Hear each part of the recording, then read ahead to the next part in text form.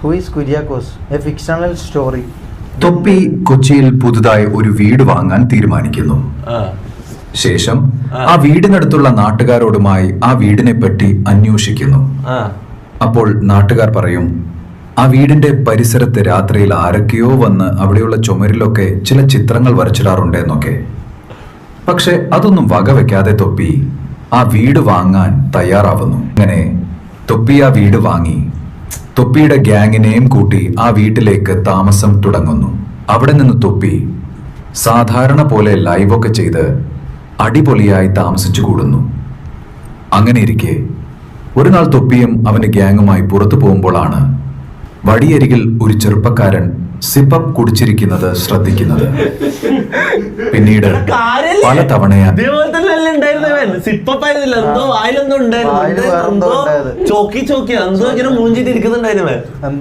പല സ്ഥലങ്ങളിൽ ആ ചെറുപ്പക്കാരനെ തൊപ്പി കാണാനിടയാവുന്നു.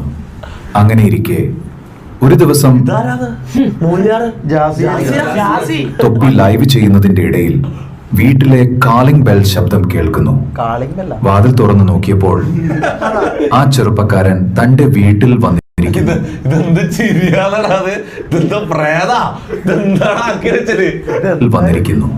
കാര്യം അന്വേഷിച്ചപ്പോൾ തന്റെ ഇന്റർനെറ്റ് തീർന്നുവെന്നും ലൈവ് കാണാൻ ഇവിടെ വന്നതാണെന്നും പറയുന്നു.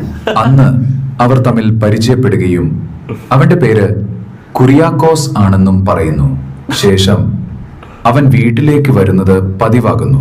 അങ്ങനെ ഇരിക്കെ ഒരു ദിവസം തൊപ്പിയുടെ ലൈവിനിടയിൽ കുറിയാക്കോസ് ഒരു കാര്യം പറയുന്നു. ഇവിടെ മുൻപ് ഈ വീട്ടിൽ വെച്ച് ഒരാൾ ആത്മഹത്യ ചെയ്തിട്ടുണ്ടെന്ന്.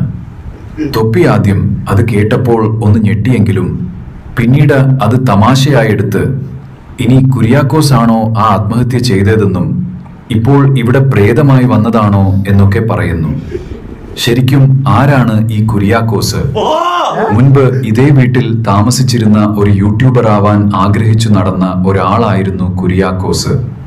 പക്ഷെ എത്ര പരിശ്രമിച്ചിട്ടും അതിൽ സക്സസ് ആവാൻ അവന് പറ്റിയില്ല.